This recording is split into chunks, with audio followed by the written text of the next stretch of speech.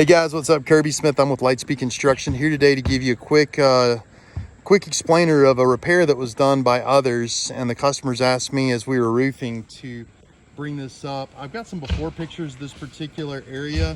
The customer had wanted to see about repairing this particular section of her roof, and as a result they hired a contractor to come in and make repairs. These boards were put in part, and I believe, as far as I'm aware, the roof continued to leak. But these boards were put in, and that's actually what the shingles were nailed to. There was a nice big swoop. And needless to say, that's not acceptable. I know she's not looking for perfect, and this roof deck's not going to be perfect after we leave.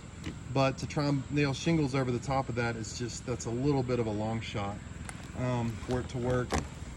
So, it appears to me to just be something that was misdiagnosed and then maybe a little bit hastily done, little sloppy on how it was done. That flashing, this metal was actually put underneath the new shingles, which that's not any good right there, those big gaps.